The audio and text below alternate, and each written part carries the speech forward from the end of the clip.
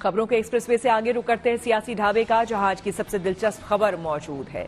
दिल्ली चुनाव के नतीजे आने में अब महज कुछ घंटों का समय शेष बचा है, लेकिन उससे पहले आम आदमी पार्टी ने बीजेपी पर गंभीर आरोप लगा दिए। आम आदमी पार्टी के सांसद संजय सिंह का दावा है कि उनके 16 से ज्यादा प्रत्याशियों के पास बीजेपी की तरफ से 15-15 करोड़ रुपए के ऑफर आ चुके हैं।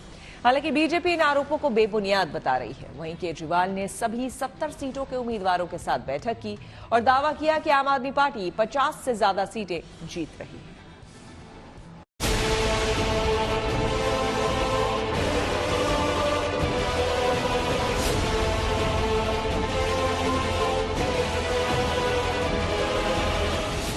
नतीजों से पहले नतीजों की गर्मी महसूस हो रही है दिल्ली में।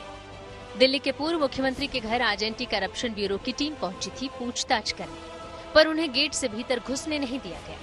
हंगामा होता रहा। असल में अरविंद केजरीवाल कल से आरोप लगा रहे हैं कि नतीजों से पहले ही उनकी पार्टी तोड़ने की कोशिशें शुरू हो गई हैं।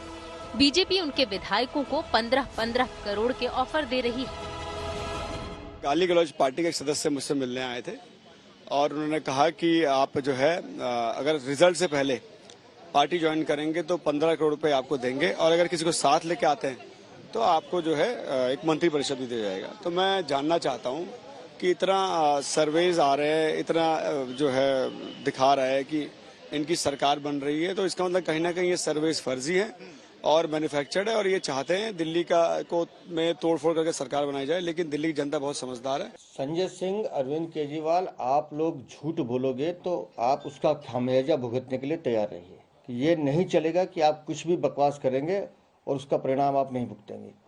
आपने जो आरोप लगाए हैं घटिया, बेबुनियाद हैं। अगर आपके पास तथ्य हैं तो रखिए, नहीं तो फिर इसका परिणाम भुगतने के लिए तैयार रहिए। और मैं बार बार कह रहा हूँ, आप जिस तरह की घटिया राजनीति करते हैं, दिल्ली वाले इस राजनीति को पसंद नहीं करते। जाहिर है आरोप गंभीर थे तो सबूत तो मांगे ही जाते। इसका तोड़ निकाला दिल्ली के ही मंत्री मुकेश अहलावत ने। उन्होंने कहा कि उनके पास व्हाट्सएप पर कॉल आई थी, इसलिए वो रिकॉर्ड नहीं कर पाए। हालांकि दिल्ली के एलजी वीके सक्सेना ने इस मामले पर पूरी गंभीरता दिखाई और केजरीवाल के आरोपों पर एंटी करप्शन ब्यूरो को जांच के आदेश दे दिए।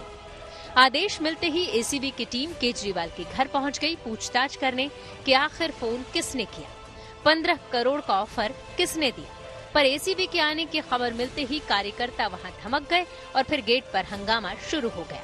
वकीलों की फौज खड़ी थी। उन लोगों ने पूछा कि बिना नोटिस दिए टीम कैसे पहुंच गई।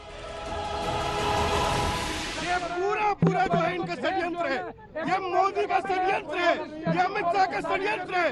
यहाँ पे ये कुछ नहीं कर रहे, सिर्फ बैठे हुए हैं। इनसे पूछा जाए ये क्यों बैठे हुए हैं? एक पूर्व मुख्यमंत्री का घर है ये, कोई आम आदमी, आप कैसे बैठ सकते हो यहाँ पे?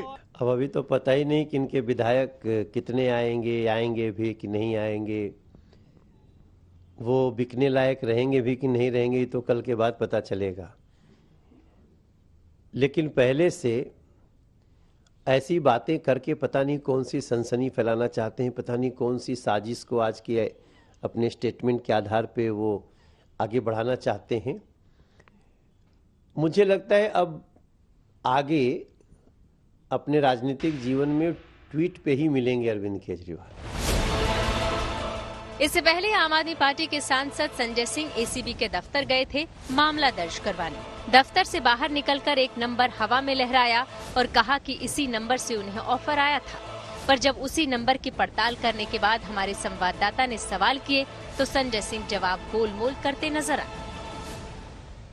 भारतीय जनता पार्टी विधायकों को खरीद फरोख्त करने वाली, तोड़फोड़ करने वाली पार्टी है, बेईमान पार्टी है इस देश में। भारतीय जनता पार्टी जो तोड़ तोड़ के विधायकों को, सरकारों को गिराती है।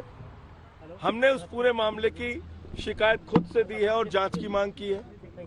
वीरेंद्र सचदेवा कल हमारे आरोपों के बाद घबरा के नौटंकी करने पहुंच गए वहां एलजी के पास।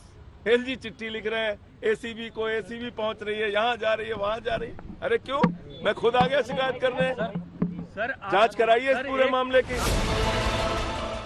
केजरीवाल और उनकी पार्टी के नेता लगभग हर चुनाव के बाद ऐसे आरोप लगाते हैं।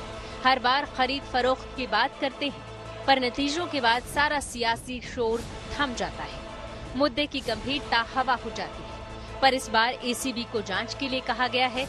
उम्मीद है कि इस तरह के आरोपों की सियासत पर लगाम लगे। Bureau report, good news today.